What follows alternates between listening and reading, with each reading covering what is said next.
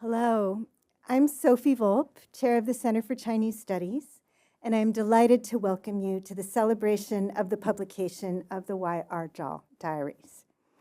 Our speakers will describe Y.R. Zhao's enormous contributions in multiple fields as a founding father of Chinese linguistics, as a mathematician, and as a composer of Chinese popular music.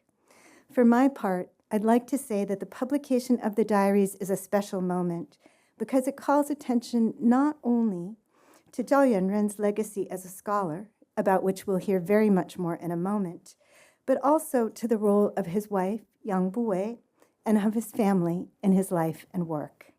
Yang Buwei was well known in her own right as an author. She was the author of both How to Cook and Eat in Chinese and Autobiography of a Chinese Woman.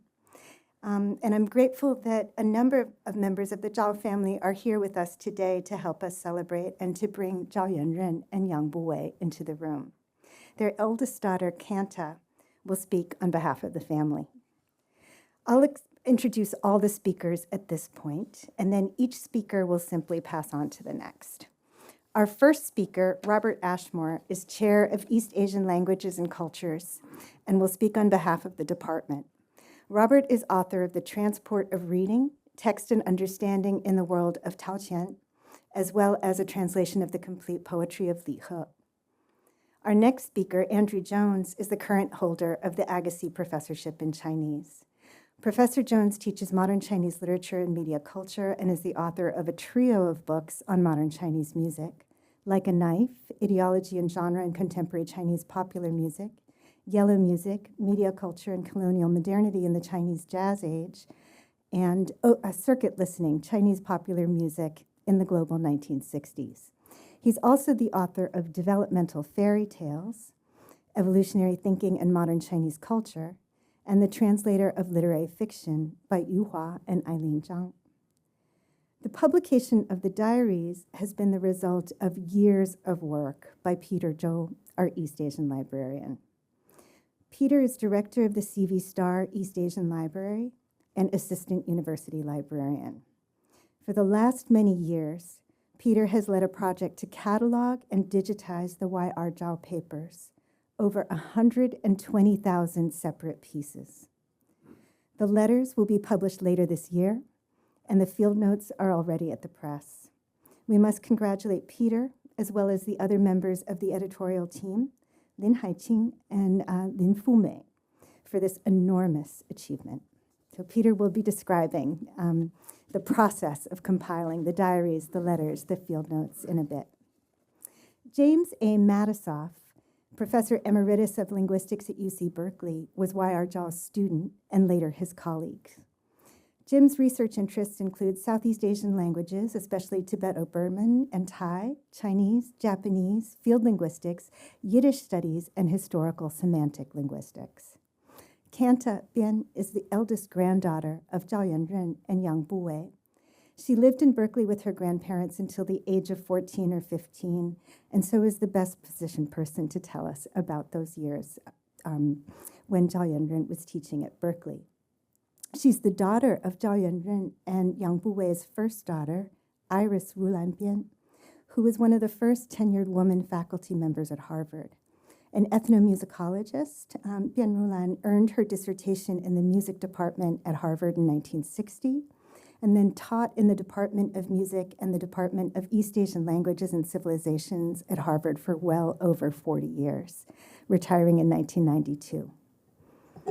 Peter Li will be speaking about the friendship of his father, the linguist Li Fangui, with Zhao Yuen Ren. Peter is Professor Emeritus in Asian Studies and Comparative Literature at Rutgers University. He's the author of Zheng Pu's critical biography of the 19th century, Zheng Pu's critical biography, and also the editor of Japanese War Crimes, The Search for Justice, and the editor with Marjorie Lee and Stephen Mark of Cultural and Politics in China and Anatomy of Tiananmen Square. Chen Zhongmin is professor in the Chinese Language and Literature Department at Fudan University. He earned his PhD from Berkeley's East Asian Languages and Cultures Department in 2000. and is now the leading faculty member in Fudan University's Chinese Linguistics Department. He is an authority on the Wu dialect in China today, a field that Y.R. Zhao established in the 1920s. So welcome, everyone. Robert, thank you.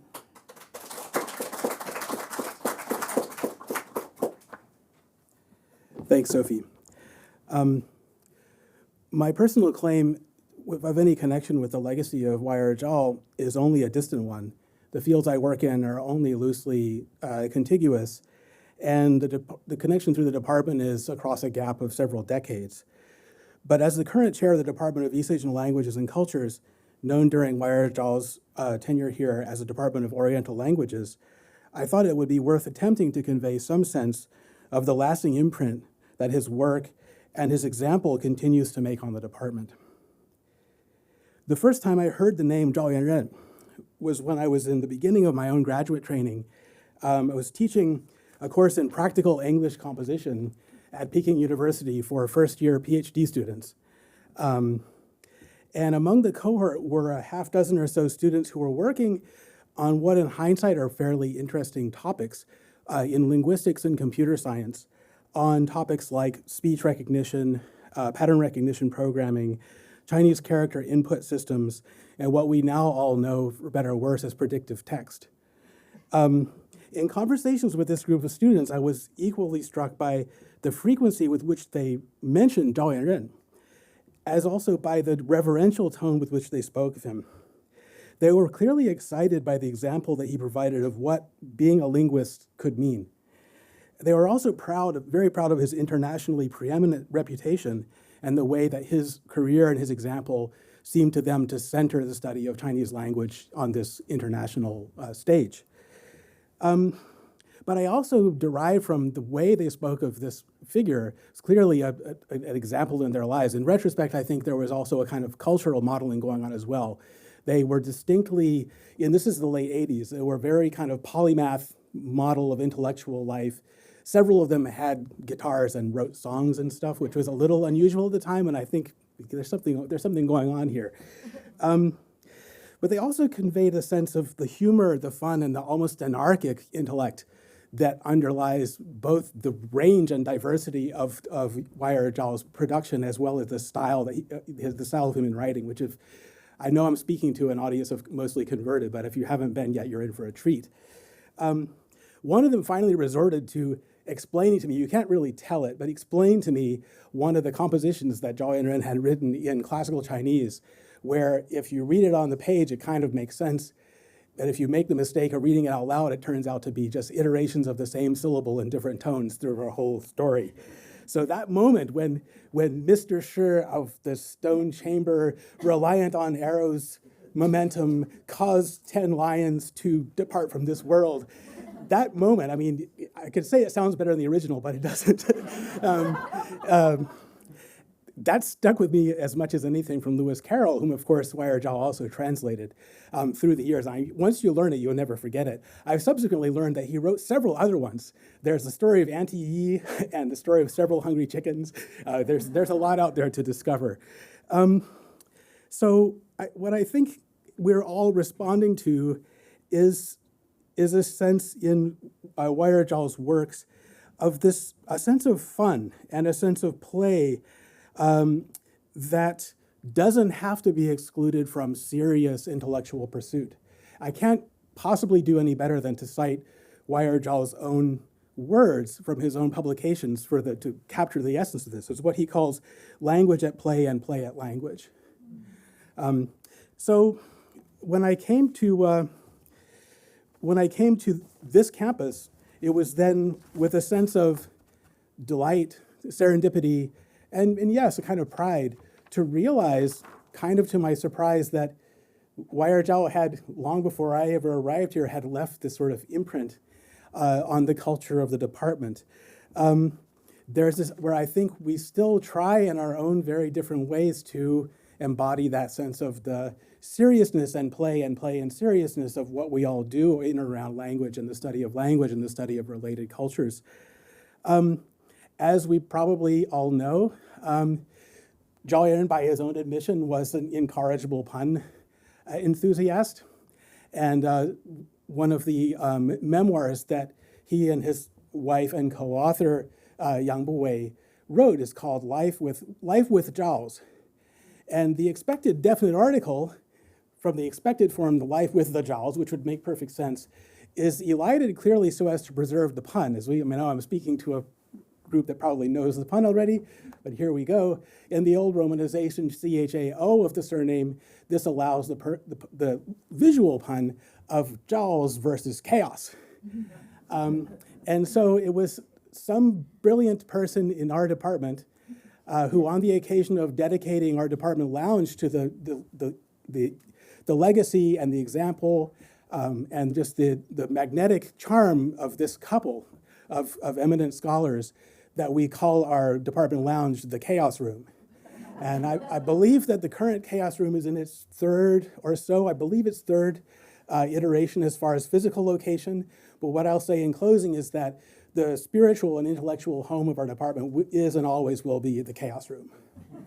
So I want to pass on that subject to someone who's been instrumental in kind of revitalizing this connection through our Chaos Room. But I also wanted to say I hope that my comments from an outsider perspective have at least conveyed the sense of fondness and pride that we as a department feel about the legacy of Zhou Ren, and then therefore the immense gratitude and excitement that we feel on the occasion that we're all here to celebrate today. That is the publication of the Diaries. It's just really fantastic news. So thank you. I'll pass on to my colleague, Andrew.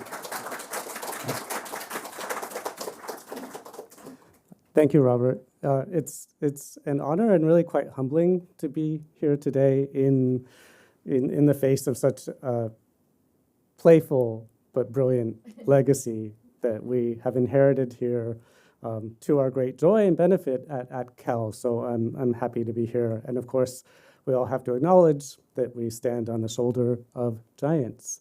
I'm not sure if it was Zhou Yuen Ren's pun, but I seem to remember it is that he used to like to play with language, and he had a kind of grammatical game where he would qualify English language verbs with Chinese syntactical structures, and one of them was qualify and qualibufai. I often feel that all of us in the wake of Zhou Yuan's brilliance and his polymathic potentialities as a musician, as a mathematician, as a linguist, as a historian, as a writer, as a poet, and as a musical composer, we all qualify in his wake. But that doesn't mean that we can't be elevated by that legacy. So I wanted to talk a little bit today, and I'll be brief, about legacies. There are legacies in this world that weigh heavily on one's shoulders. There are legacies that are simply dead or forgotten or neglected.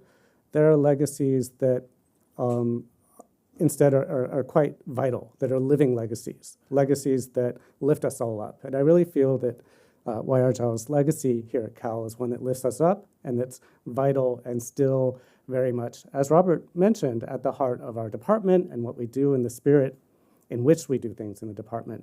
So yes, the Chaos Room. The Chaos Room is a space now in Donnell Hall that's the kind of successor of a similar space in Durant Hall when we were still in Durant Hall, when the East Asian Library was still in Durant Hall before the new magnificent structure that Peter Zhou was so instrumental in constructing and maintaining and building in these last, 12 years now? 17. 17 years, my God. Time goes quickly, right. Before that, 8 years to construct and to finish. Yeah, exactly. So it's been quite a while now. But when the department moved from Durant Hall into Donnell Hall, we were very clear and very insistent that we needed to preserve this space as a kind of heartbeat of the department. Subsequently, as some of the objects from the older space were photographs, beautiful photographs of Y.R. Zhao and his wife, Yang Buwei, of calligraphy that was exchanged between Y.R. Zhao and Yuen Ren, and some other select objects. When I was chair, I wanted to build up that collection a little bit more. So I collected a number of cookbooks, for instance, How to Cook and Eat in Chinese, which we're always very proud of because apparently it brought the legacy of the word pot sticker and into the English language, as well as stir fry. Yes. So we have now a kind of collection, a select collection of his works, among them to recognize his musical legacy, as well as his legacy on standardizing and promulgating modern Chinese phonology, is a set of records. And those records, he originally recorded a set of records in the 19-teens and 1920s in China that were an effort to model correct modern Chinese pronunciation as he saw fit to kind of contribute that phonology to a new sense of what modern Chinese could be. He's one of the innovators, of course, of the modern Chinese vernacular and its pronunciation. I later acquired a second set of records that he made for Folkways Records in the United States after he moved here. It's a kind of 78 RPM set of records. They're very, very funny. They're very wonderful. He's actually in dialogue with his daughter in these records, teaching Chinese and Chinese pronunciation to whoever might listen to that. And because we had the set of records, I thought, well, we also need a phonograph in order to play them for visitors to the room. So we now have a phonograph that's able to play 78 RPM records, as well as speakers in the room. And I think part of our pride in this legacy as a department is whenever we have visitors or whenever I have new undergraduates who are studying Chinese and don't know the history or the contributions of Yuen Ren Chao to forming and shaping the very language that they themselves speak as a matter of course, I'll show them around that room and tell them who he was and tell them about his legacy as a musician, as a composer, as a linguist, and then play the records. So I remember one time I was playing those records to a group of undergraduate students, and they were very amused, and one of the students said, "Wow, 好标准," meaning, oh, it's such good standard Chinese pronunciation. And I could only laugh because, of course, he himself is the person who standardized the standard, who 标准 the 标准. So that was a quite lovely moment. And in the course of teaching courses on modern Chinese culture, language, literature, Yuen Ren Chao has become an unavoidable figure there as well. So just yesterday, I started my seminar for the semester. That's in our departmental library, also in Donnell Hall, which has a very august set of photographs of all the former Agassiz professors, including Yuen Ren Chao. So he was kind of looking down upon us. And we talked about the fact that later in the semester, one of the things we're going to read in order to really understand the development of modern Chinese prosody, modern Chinese vernacular phonology, and modern Chinese music, as well as the huge creativity of the generation of May 4th generation scholars and innovators, was precisely Yuen Ren Chao's translation of Alice's Adventures in Wonderland. So I'm looking forward this semester, once again, to kind of renovating and renewing his legacy in dialogue with graduate students in our department, who will then further pass on the legacy and the torch of this great scholar, great man, and great wit and poet as well. So I think I'll stop there. I'd like to turn over the microphone to Peter Zhou, again, the director of our East Asian Library, who's been instrumental in this massive and massively important project to compile and publish Yuen Ren Chao's diary. So thank you, Peter, so much.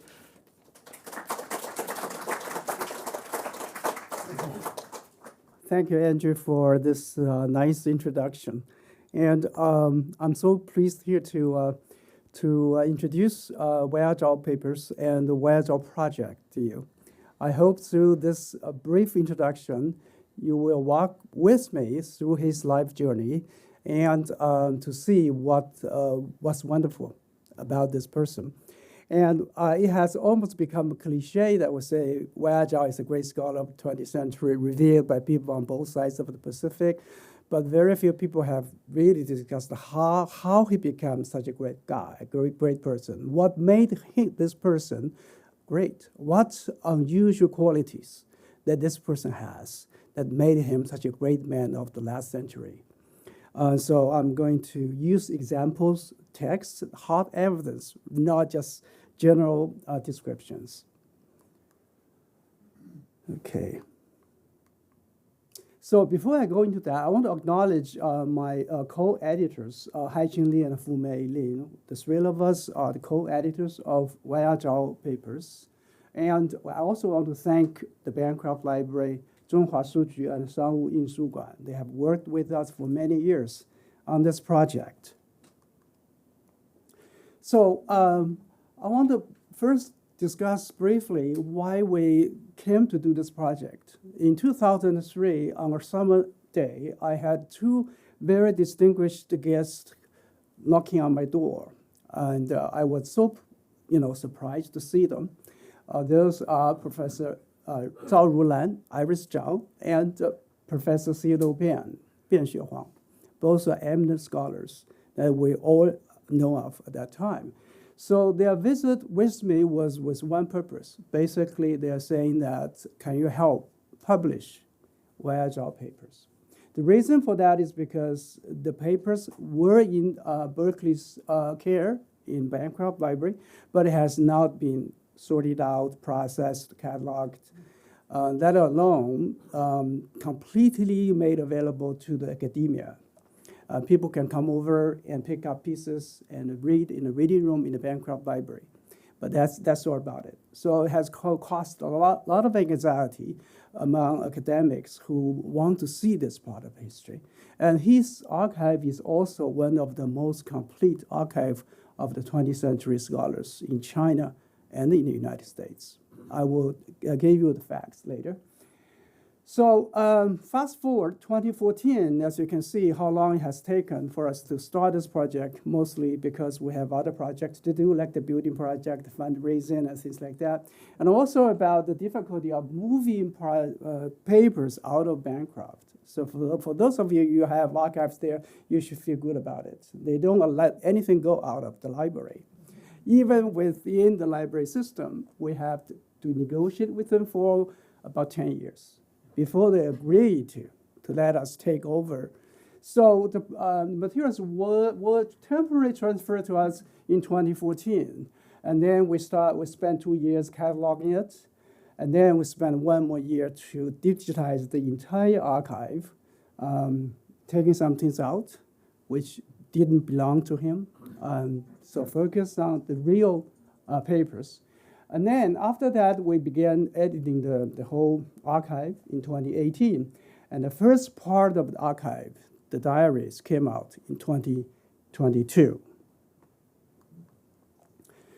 And the scope, we have identified over 120,000 pieces that truly belong to him.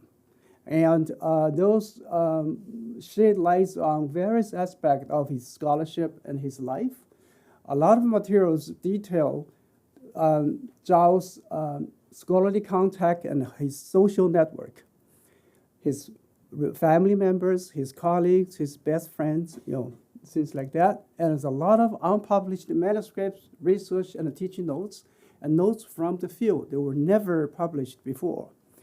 And the archive also contains materials relating to the Academia Sinica, UNESCO. He was instrumental in founding UNESCO, actually. This was a little bit unknown to the scholars, but he played a very important role. And also as president of Linguistic Society of America and the American Oriental Society, and also the working files from Yale, Harvard, and Berkeley. So I will also just briefly mention his accomplishments. He has a lot of glittering titles, which I will not go into, but I do want to highlight his status as reflected by the papers. He is a leader in facilitating paradigm shift in China, leading this entire scholarly paradigm into more advanced modern study in social sciences and humanities. So he can be viewed as a cut-up person who led the traditional Chinese scholarship to the modern arena and designed the system to develop the new paradigm. Everybody says he's the founding father of modern Chinese linguistics, and he's eminent among the US linguists. He is a pioneer in Chinese language pedagogy in the United States. And of course, he was the Agassiz professor at Berkeley. And in China particularly, everybody is talking about this last fact. He was one of the 4 masters of the Tsinghua University School of Sinology, 清华国学研究院4大导师. So let's just begin to highlight some aspects of the diaries. He kept the diaries beginning at age 14 until his last day, not literally last day, but very end of his last year of his life. So altogether, 75 years from 1906 to 1982. So the first one was the first diary he wrote at the age of 14. And the last one was the last diary he wrote the year he passed away.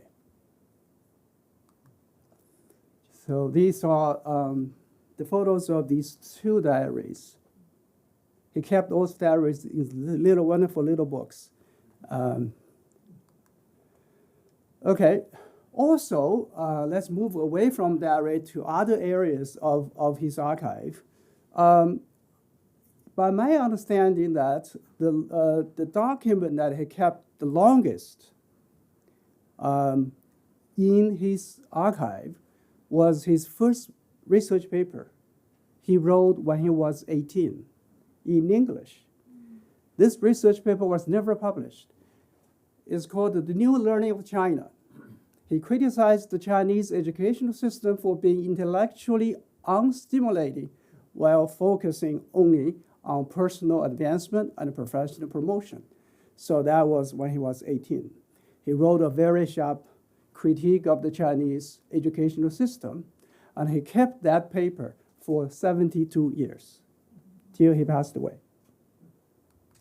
So these are exactly the 8-page research paper he ever wrote when he was 18. Some artifacts of the archive really speak to his personal life. So when he and Yang Bui got married in 1921, he literally designed his own marriage lessons. And he hand wrote his marriage attestation in this way. And he invited his own witness, Hu Si and others. And these are the documents showing the Zhou family's first visit of the Berkeley campus. So in 1932, March 21st, Zhao Yuen Ren and Yang Buwei brought their 3 daughters. At that time, Bella was too young, was only less than 1 year old. So they left Bella with their family members in China. So the rest of the family visited Berkeley the second day when they arrived in San Francisco.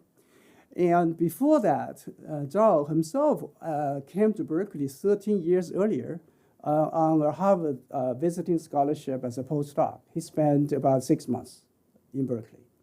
So this is the first document showing the Zhao family's connection to Berkeley.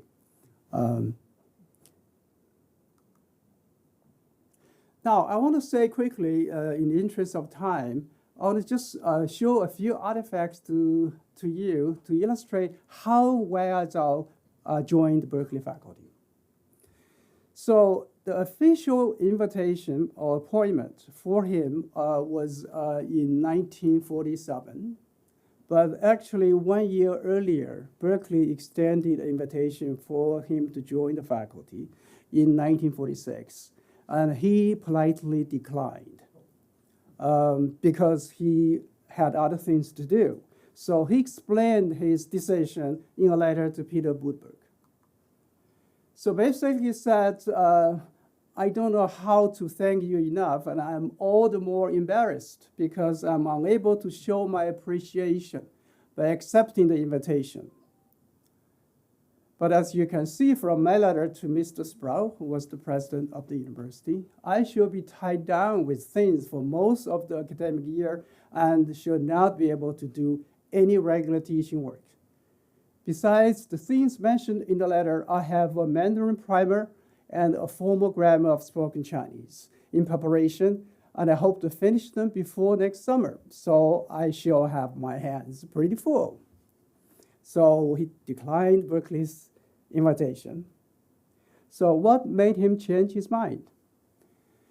In 1947, when he traveled on his way back to China, he received a telegram from Zhou Jiahua, who was the Minister of Education, inviting him to be the president of the National Central University in Nanjing.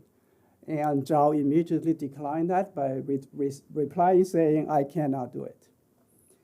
So at that point, he decided to revisit Berkeley's offer by writing to Budberg on June 13th, 1947. He said, you asked me to tell me anytime you change your mind. Now I have changed my mind. So I'm writing to ask you whether you have changed yours. So this is the letter which the quote was taken from. So on the stage. As you can imagine, Budberg was overjoyed. He said, dear Professor Zhao, yeah, your letter overjoyed me more than I can express it in words. Sorry, I couldn't read it this way. Yeah. So he was overjoyed. And then quickly after that, Zhao worked with Budberg for his curriculum teaching by formulating the outline of the courses he would teach. He also explained to Budberg at that time he would teach Chinese grammar, but not Chinese music. And he did the same thing with University of Hawaii. When he was in Hawaii, the people asked him to also teach Chinese music. He really hated it. So from that time on, he would always say, no, I won't teach Chinese music. So he focused on grammar. So that's how in 1947, he wrote back to the vice chancellor, or the provost, actually, vice provost and the provost, vice president and the provost, to say that he accepts Berkeley's offer. And that's why he joined Berkeley, and he worked here for 16 years, till his retirement in 1963. He actually officially retired in 1960, then he was recalled for 3 years. So he worked for entire 16 years in Berkeley. I want to quickly mention the honors he received during his tenure in Berkeley. Two things that he himself really feel proud of. One thing is this honorary degree of Doctor of Laws given to him after his retirement to honor his contribution to the Berkeley academic community. And also he was especially elated when he was invited as the research lecturer of 1966-67 academic year. He prepared for this, there was photos showing him preparing for that. He was very, very happy about it.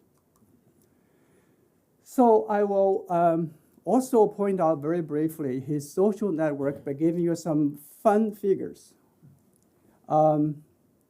He kept 1,760 correspondence throughout his life, with over 15,000 letters on file preserved by himself.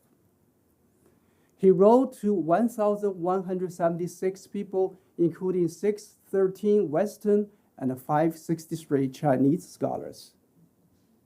He received letters from 1,738 people, including 776 letters from Western scholars and 962 letters from Chinese scholars.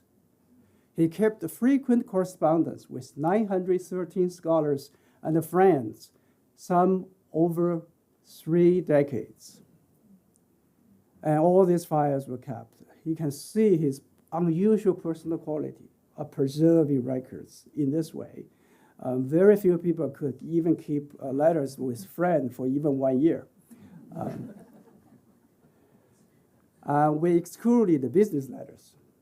So 15,000 letters which document the academic history of the 20th century on both sides of the Pacific.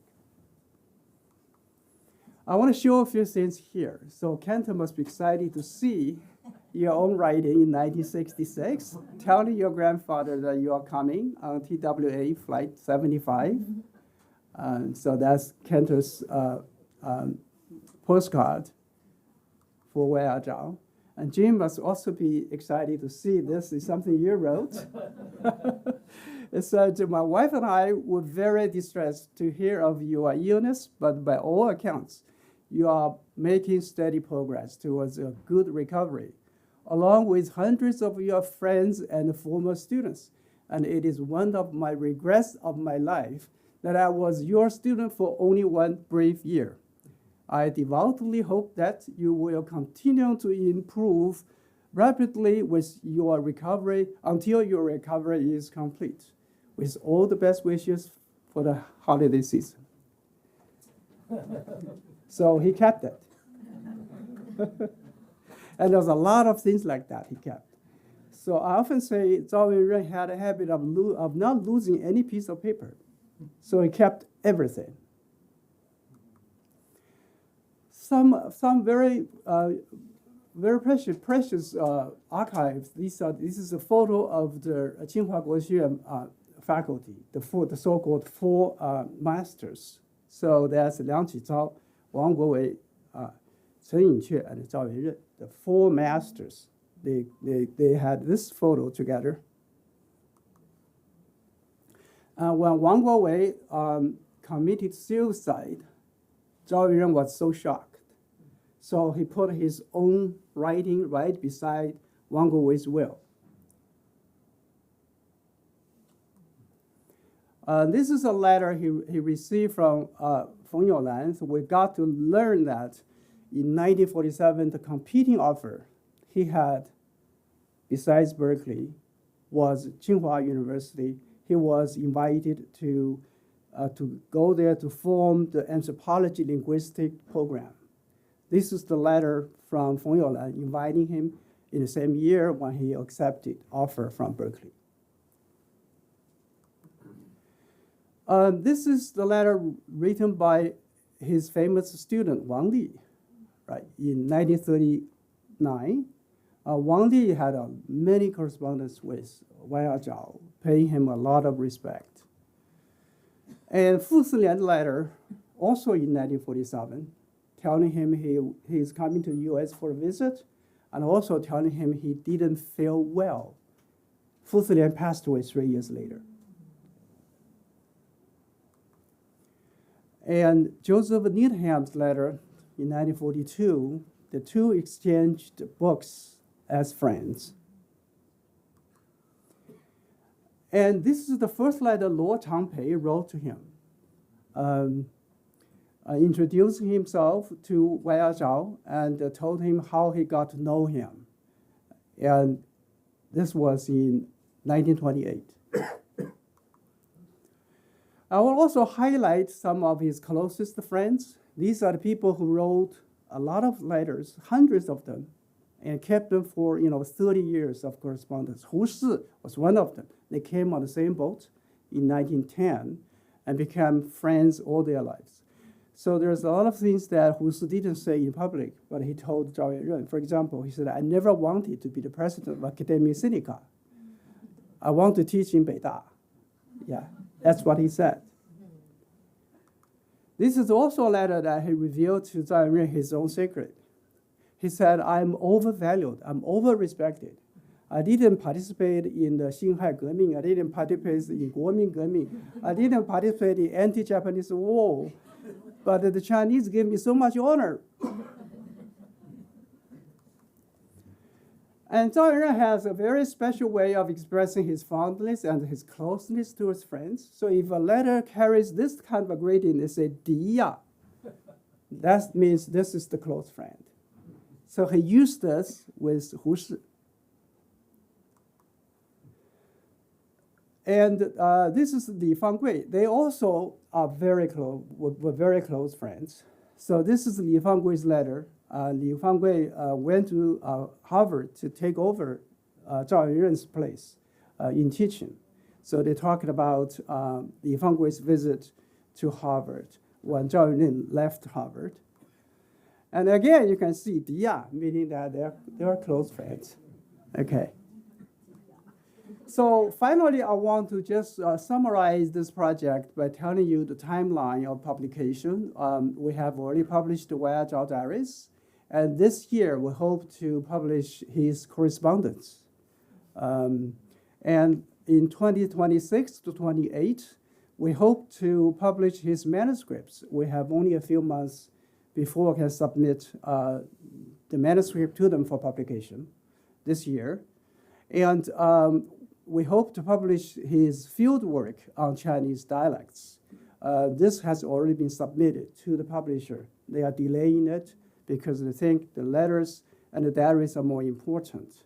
And finally, we're going to publish Everything Left into one big set as the last set to complete his entire papers. And the date is unknown.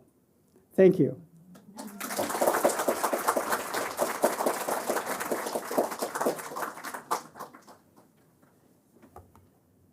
Good afternoon. On behalf of the grandchildren and grandchildren-in-laws of YR and Yuen Chao, I'd like to thank the Center for Chinese Studies, the East Asian Library, and Director Peter Zhou and his team for inviting us to this very special event.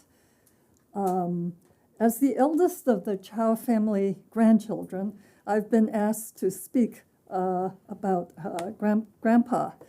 But I also occupy a unique position among the cousins because, as someone mentioned earlier, my grandparents raised me from infancy to my mid-teen years. YR and Yuen Chao had 4 daughters, Iris, my mother, Nova, Lency, and Bella. But I often called myself number 5, and that's me there. Today, I just want to convey some things about Grandpa. I'm not a scholar. I am not a biographer. These are just anecdotes and observations that I hope will interest you. And by the way, some of the photos that I will be showing you, you've already seen in the preview here. I will just repeat them again. A good picture is worth seeing again.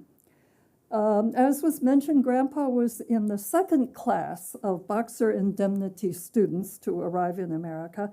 This was in 1910 when he was only 18. Before coming to the United States, he learned English from a teacher originally from North Carolina. As a result, Grandpa said his own English has a slight North Carolina accent. Many would agree that among his many achievements, the most important one was to marry the woman who became our grandmother. After spending 10 years in the United States, he returned to China. He met and fell in love with Yang Buwei in Beijing. Theirs was a love match and the strongest of partnerships. Peter has already shown you the document that serves as their marriage license. Our grandma had already defied tradition by going to medical school, becoming a doctor, and opening a women's clinic in Beijing. And so when it came to weddings, instead of a traditional ceremony, YR and Bu Wei simply drafted and signed a document declaring that they were married. And they had it witnessed by 2 good friends, one of them being Hu Shi, and sent a short announcement to family and friends. And this picture you've seen before. It's them on their wedding day. She was his steadfast partner, and they had nearly 60 years of marriage. She looked after his health and well-being, supporting and counseling him, and managing a very busy house that was not only for the family, but also served as a social center. Grandpa was a dapper dresser. He often wore a suit with a vest, shirt, and tie, And in his vest, he kept his pocket watch with a gold chain. He was very proud of his Phi Beta Kappa and Sigma Psi keys, and these he also hung on his chain. Grandpa had many things in his pockets.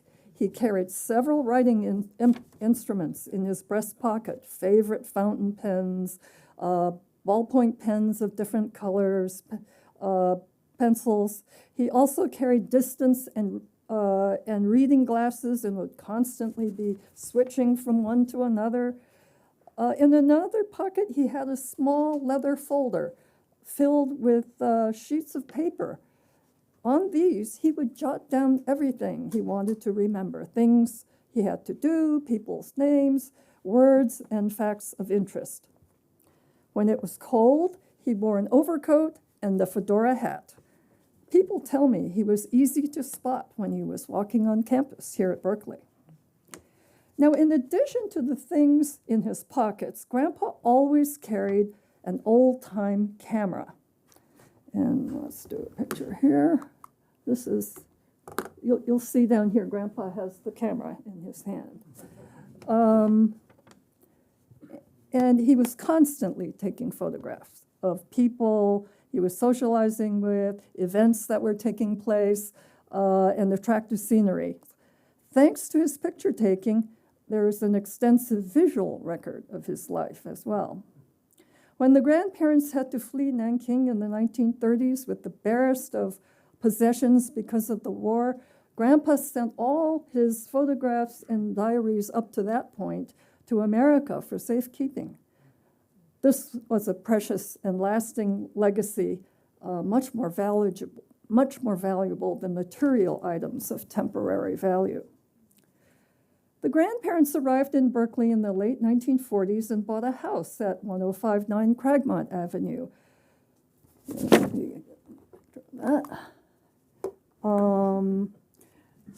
There was enough land around that house to add a second house, and so Grandpa and my father, Ted Pien, drew up the plans for this house in addition. After the plans were supported by the city, the grandparents oversaw all aspects of its construction by professional builders. Grandma said many friends and relatives also pitched in and helped with the building. Later, the grandparents designed and oversaw construction of another house nearby. A few years ago, we found the blueprints that Grandpa had drawn up and signed, along with correspondence on purchases of lumber, bricks, and nails. The main house on Cragmont, as you can see, is perched high above the road, and visitors had to climb many stairs to get to the front door. To make access easier, the grandparents built a long, winding driveway that allowed access to the house by the back, by car, so you didn't have to climb the stairs. They did most of the work on this driveway. You can't see the house itself. It's over here, behind the bushes, but this driveway that services the house that's to the right. There was an interesting curve in the middle, and then the garage on the top in the dark in the picture there. Many times, someone backing down the driveway would get stuck against the wall. AAA tow trucks had to be summoned to push or pull cars away from the wall. This is a more recent picture of the house, which has become red. And the driveway. That's that grassy area right there. The current homeowners obviously do not use the driveway with good reason. Driving. Now, Grandpa fit right into the California car culture. He loved driving. When any of the daughters got their driver's licenses, they helped out too. The family made countless long-distance trips to attend institutes and conferences around the country, and I can't tell you how many times they drove across country between Berkeley and Cambridge. But locally also, they were They would love to pick up friends from the airport and take them to the airport, and they made many, many trips by car. Favorite destinations were national parks, especially Yosemite and Yellowstone. Grandpa's interest in national parks is long-standing. Again, you saw this picture earlier. This is him at his first visit to Yosemite in 1919. Grandpa was also fascinated by astronomy, and the family drove to many parts of the country to see lunar and solar eclipses. My grandparents regularly had people over for dinner, both informally and as hosts of more formal dinner parties. Most people know, and it's already been mentioned, what a masterful cook Grandma, the cookbook author, was. Grandma wrote the cookbook in Chinese, and my mother and Grandpa translated it into English. I'm told the three of them had many lively discussions over details. Together, as someone mentioned, they invented the terms stir fry and guotie. Just last year, the New York Times had an online article that listed Grandma's How to Cook and Eat in Chinese as one of the 25 most influential cookbooks in the past 100 years. At home, Grandma cooked lunches and dinners, but Grandpa usually made breakfasts. Every morning, he'd boil our eggs for exactly 7 minutes to get the eggs to the perfect texture between soft and hard. He toasted bread, hand-squeezed juice from fresh oranges, and made coffee. For something special, the family would go out to a pancake house. But at home, Grandpa usually made breakfast for everyone. At our dinner parties, Grandpa enjoyed making cocktails. One of his specialties was a martini, which he jokingly called ma-tini, horse kick you. He would set out all the ingredients for the martini on a tray and mix the drinks in front of the guests. And if a guest said they did not want much vermouth, instead of putting in any, he would whisper vermouth into the glass. Guests were always amused when he did this. Grandma was a pioneer in making Chinese cooking known and accessible to the Westerners, but Grandpa was also fond of Western food. And after a few days eating all Chinese, he would ask for some steak. Grandma would either cook some in the oven, broiler, or they would drive to a Chinatown restaurant that served both Chinese and Western dishes. Grandpa could order his steak, and Grandma could order something Chinese. In 1919, as I believe Peter said, Grandpa spent 6 months here at Berkeley. He mentions being given a courtesy membership to the faculty club, where he talked to many people, had meals, and even played the piano. During this period at Berkeley, he was very glad to have sung in the chorus of a production of Aida at the Greek Theater. His costume was that of an Egyptian priest. He always had this photo of himself dressed in his Egyptian priest costume on display in his study at home. Let's see. So in closing, I'd like to say that Grandpa, in addition to his superb ear and understanding of language and sounds, he made full use of the technology that was available in his time.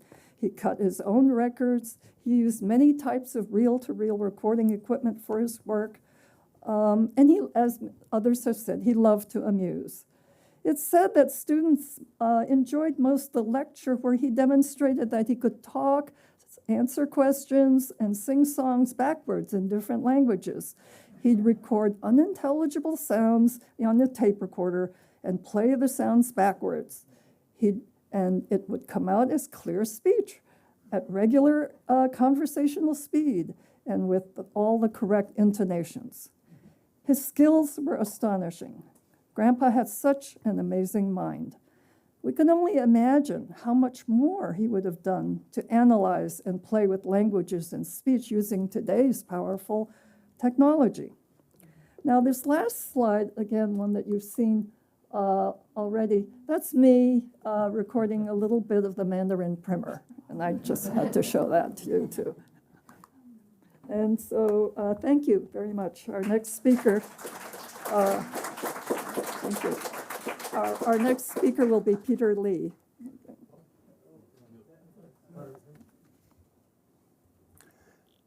My memories of the awesome Zhou family go back to 1961-62, when I was a graduate student in the Harvard Linguistics Department. I had just returned from a year in Japan and was eager to begin my study of Chinese. I signed up for a 2-semester intensive course in Mandarin, whose instructor was Rulan Zhaobian.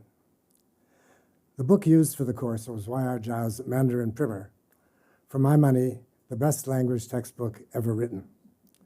The 24 lessons were not easy, but funny and witty. As one example, lesson 7, number 7, called Tan Bu Ting Shan Shang, Mr. Can't Stop Talking, is about a tedious fellow who is constantly comparing things, saying what is bigger and what is smaller, what is fast and what is faster, sometimes talking and eating at the same time, and the faster he talks, the more he eats, and so forth. Meanwhile, the student has had a variety of Chinese comparative constructions drummed into his head in the nicest way. As a young man, Professor Zhao had translated Alice in Wonderland into Chinese, and lesson 20 in the Mandarin Primer was his wonderfully rhythmic translation of its absurd poem, The Walrus and the Carpenter, which has remained stamped in my memory for the past 63 years. The two characters are walking by a beach and lamenting all the sand there is to clean up. I can't resist repeating a couple of the verses here. 海上跟一个木匠，他们俩人慢慢跑，他们看着那么些沙子，就哭得个不得了。要是这都扫净了，他们说那岂不是非常好？要是7个老妈子拿7个墩布来扫它大半年，你猜猜看那海上说可能够扫得完？那木匠掉着眼泪说：“哎，我看这很难。” Still in the Mandarin Primer, lesson 24, the last in the book, fulfills a student's ultimate fantasies, entitled An American Makes a Speech. It concerns an American exchange student in China who is making a little speech at a school assembly welcoming him. The student ingratiates himself with the audience by modestly quoting the saying, 天不怕地不怕就怕洋鬼子说中国话.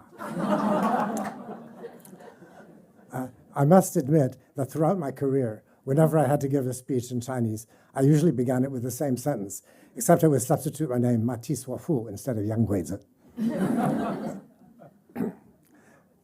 After having met Susan Kimball in a Japanese class in the fall of 1961, we wasted no time and decided to get married between semesters in January 1962, and to abandon Harvard for Berkeley, starting with the academic year in 1962-63. There were several reasons for heading west, one of the most important being that 62-63 was the last year that Professor Zhao would be teaching classes at Berkeley in the fall semester.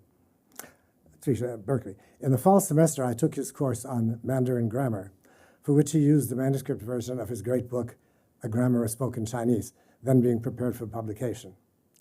In the spring semester, I was one of the 2 intrepid students who enrolled in his course on Cantonese, which was no walk in the park.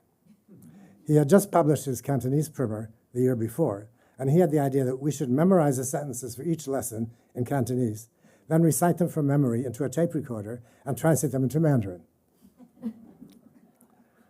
Professor Zhao seemed to have a special relationship with tape recorders, which were then the state-of-the-art tools for the professional linguist. He enjoyed playing games with them. He taught himself, as someone has just said, as Kanta just said, which he would do with great he taught himself how to pronounce English words backwards into the tape recorder, which he would do with great accuracy, even changing his inhalations to exhalations and vice versa.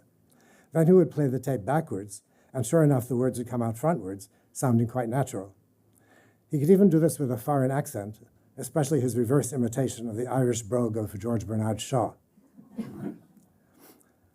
I was delighted when Professor Zhou attended the first public lecture I ever gave as a student at the Western branch of the American Oriental Society in March 1964 on verb concatenation in Jingpo, a Tibeto-Burman language of northern Burma that I had worked on with a native speaker during the summer of 1963. One of the things we did during that summer was to translate lessons from the Mandarin primer into Jingpo. I was happy to point out during my talk that Jingpo had a directional complement construction very similar to that which Professor Zhou had described for Mandarin. So corresponding to Mandarin, fei jin lai, and Jingpo say bian shang wa, with exactly the same analysis of each of the morphemes. So fei xia chu, bian yu wa in Jingpo, very similar. For several years afterwards, I was geographically distant from the Zhou family, first doing fieldwork for my dissertation on the Lahu language in Thailand, and then being hired for my first job in the Linguistics Department of Columbia in 1970. I was invited to join the faculty of the Berkeley Linguistics Department, where I've been ever since. It was both an honor and a humbling experience to have become a junior colleague of my former teachers at Berkeley. Susan and I would meet the Zhous at the linguistics group meetings of faculty and students, which took place twice a semester, consisting of a guest lecture and a potluck buffet afterwards. Mrs. Zhou would usually sit on a chair next to the wall near the food, smiling benevolently at everybody. I used to like to wave at her from across the room, an American gesture that she liked to reciprocate. Mrs. Zhou wielded great influence in the local Chinese community.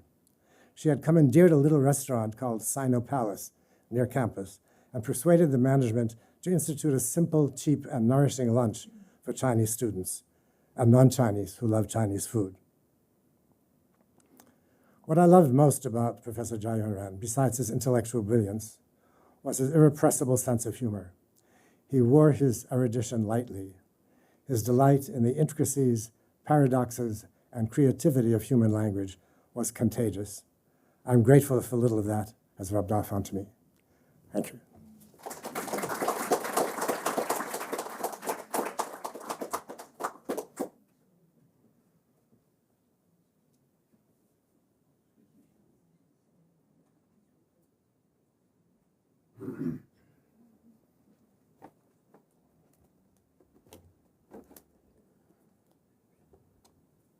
Good afternoon, everyone. Let me see if this slide will work. Let's see. Which one? Oh, that one. Okay. Oh, okay.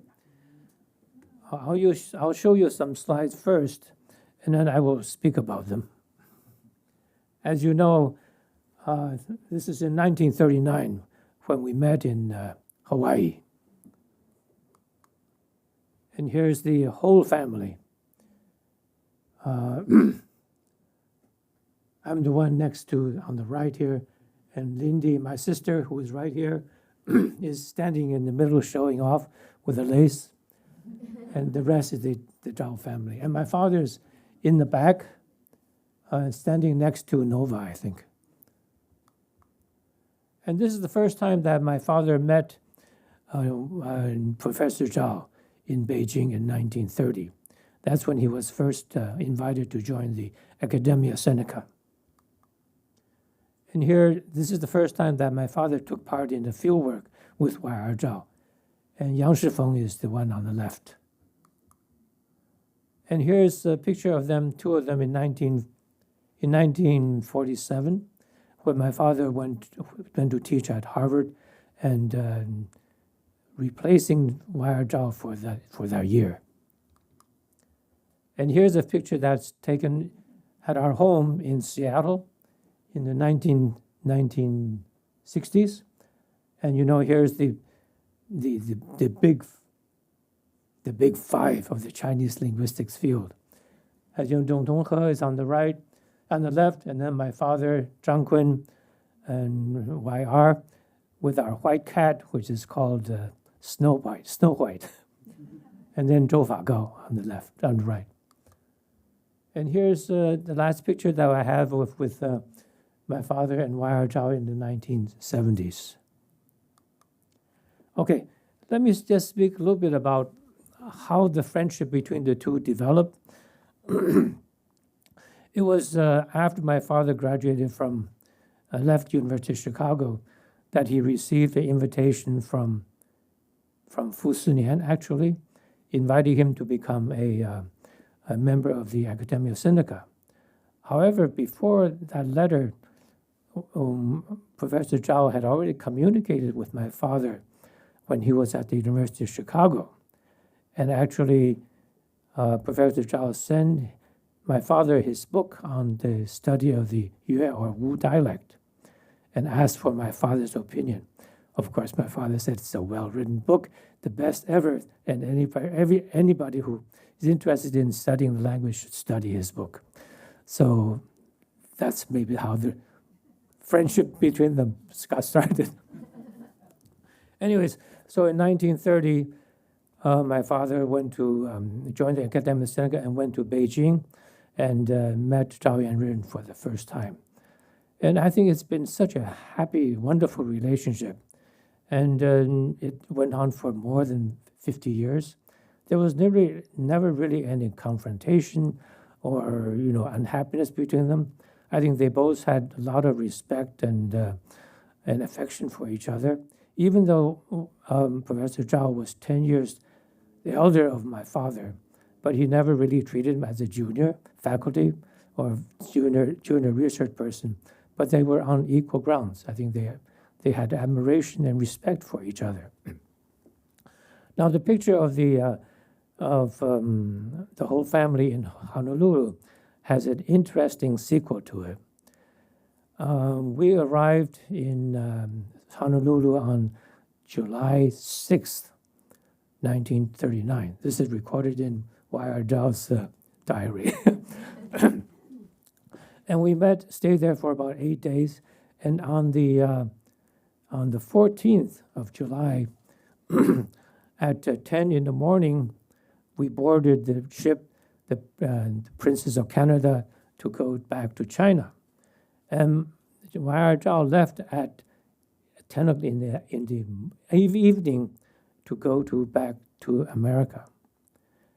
And the most interesting thing is that after Professor Zhao reached California in San Francisco, he drove my father's car, which he left at probably the Claremont Hotel parking lot.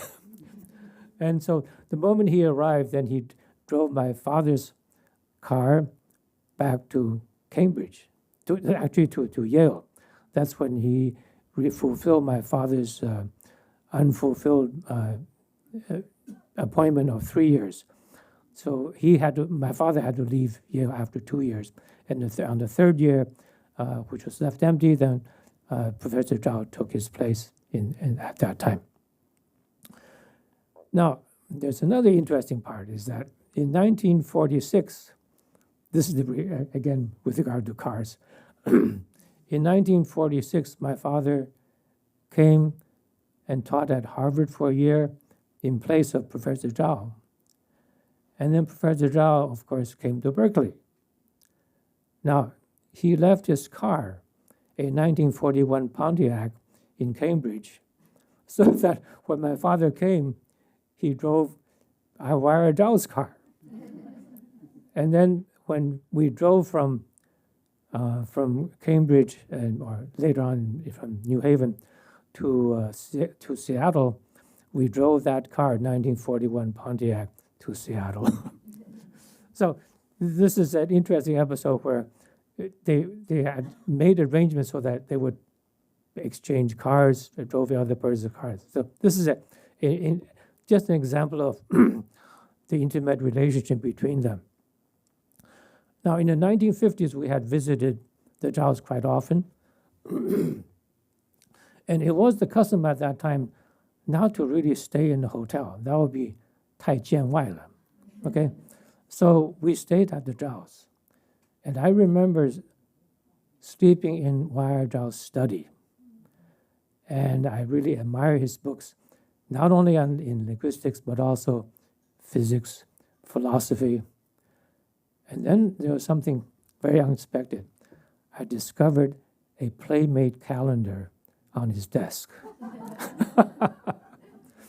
I don't know whether he subscribed to Playboy or not, but anyways, that was quite a shock. But anyways, and then we would often have, stay with them and then had breakfast together.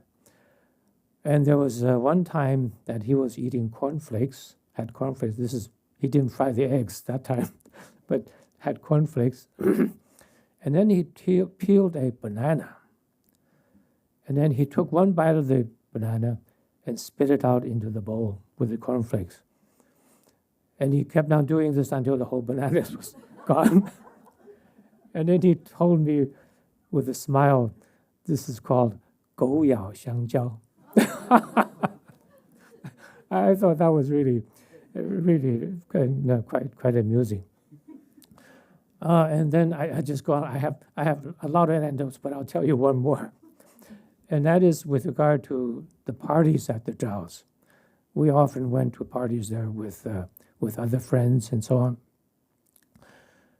And usually after the big dinner that Mrs. Zhou cooked, that all the rest, the younger people, would want to wash the dishes for her.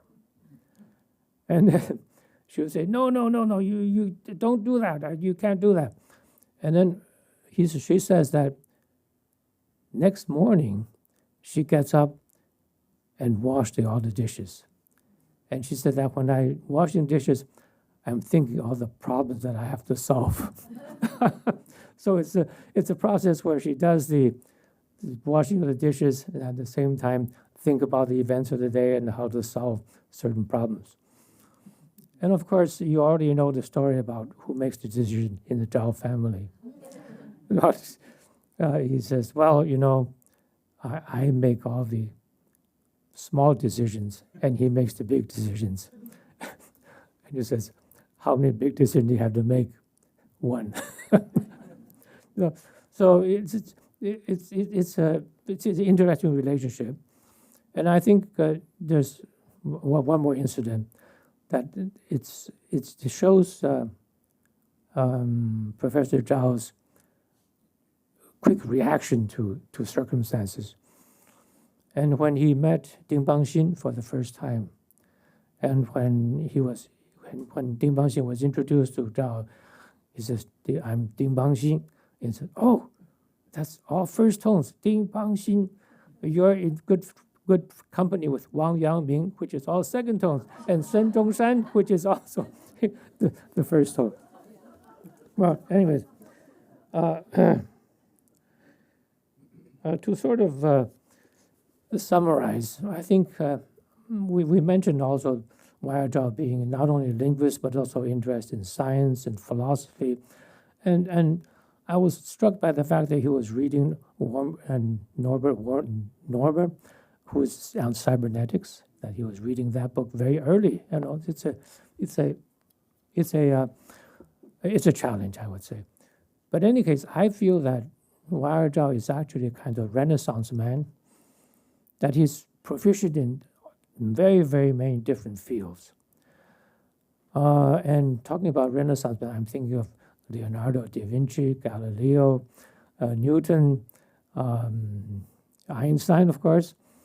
And I'm really looking forward to the publication of Wai Zhao's complete works.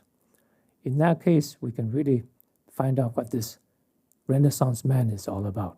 Okay, thank you.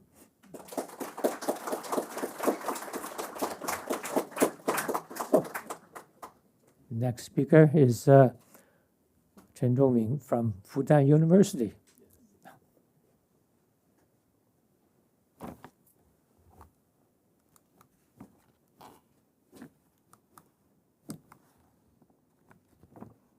Good afternoon, dear professors, dear colleagues, ladies, gentlemen.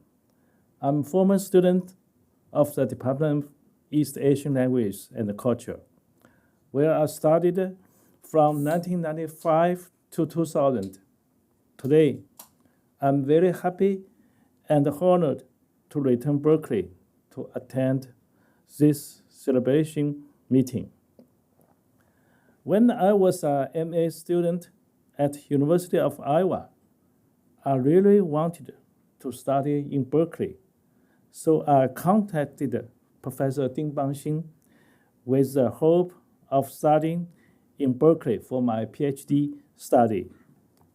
And this is a New Year card that Professor Ding Bangxin gave me in early 1993. There is a sentence in it. 2年后，我这里大概可以有奖学金，希望能够支持你几年。I may have a fellowship here in 2 years, and I hope it can support you for a few years.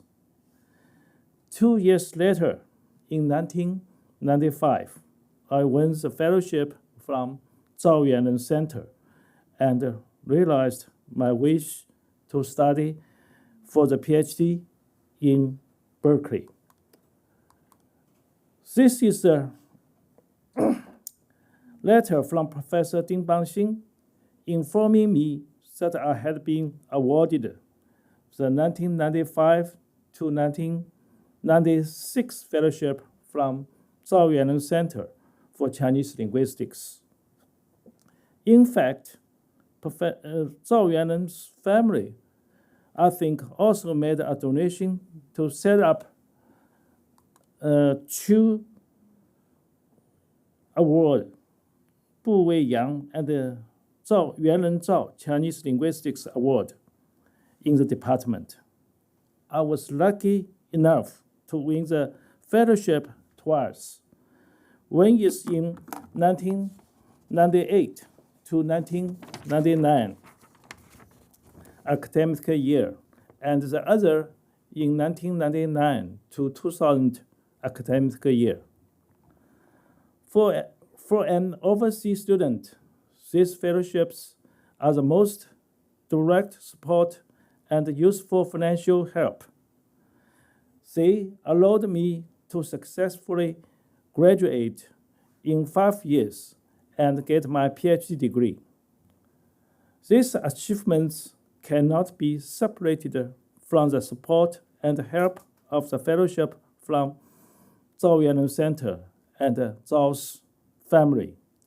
I consider myself very fortunate to have the opportunity to study at Berkeley. Berkeley is not only the world-renowned university, but also a place where Professor Zhou once worked and taught. After graduating from Berkeley, I was a visiting professor in Berkeley from 2007 to 2009, where I taught Chinese 161, the structure of Chinese language, and Chinese 165, the history of Chinese language. Professor Zhou's book, A Grammar of Spoken Chinese, is a required textbook for my courses. The Chinese translation, 中国话的文法, translated by Professor Ding Bangxin, is one of the major reference books in the course of 现代汉语, Contemporary Chinese Linguistics and Introduction, which I teach right now in Fudan University. I returned to China in 2004 and engaged in linguistics teaching and research. In an event to inherit and carry forward the course of Professor Zhou Yuen Ren's research on Chinese linguistics. Professor Zhou Yuen Ren's research on Chinese dialects started from the investigation and study of Wu dialects. Now we hold an international conferences on Wu dialects every other year. So far, we have held 12 conferences.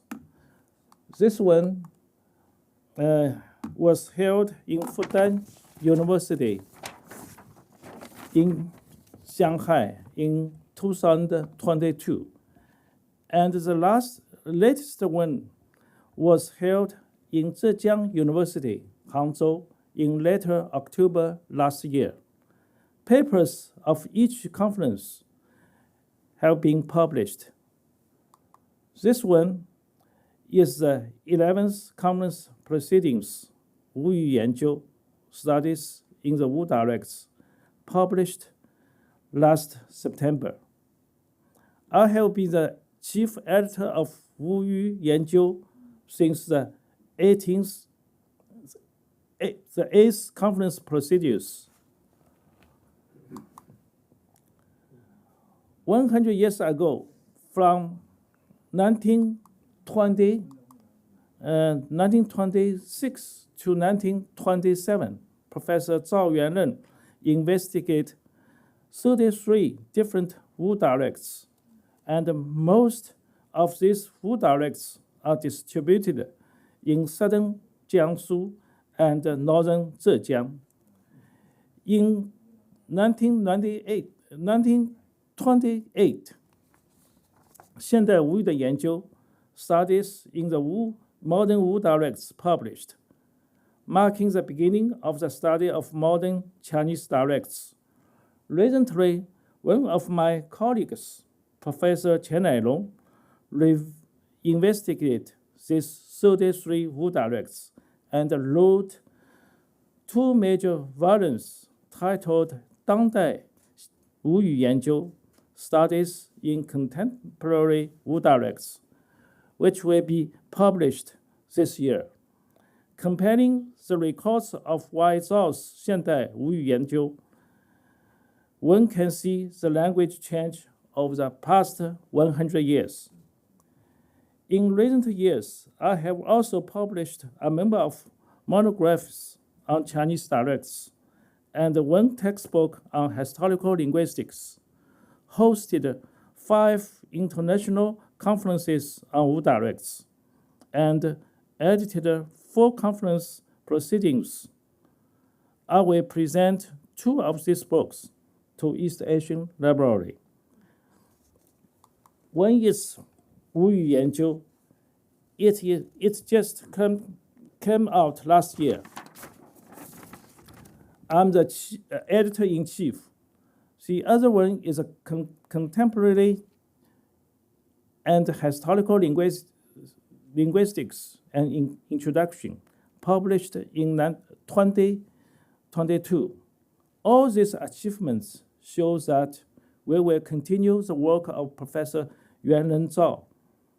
We are here to remember Professor Zhou, who inspired us with his personality and academic charisma. We will carry on his legacy, promote and make contributions to Chinese linguistics. Thank you very much, and happy Chinese New Year to all of you. 谢谢. Thank you so much all for coming, and thank you to our speakers who have made this a truly unforgettable event. If there are any more questions, please feel free to come to the front and speak to our speakers directly. Thank you.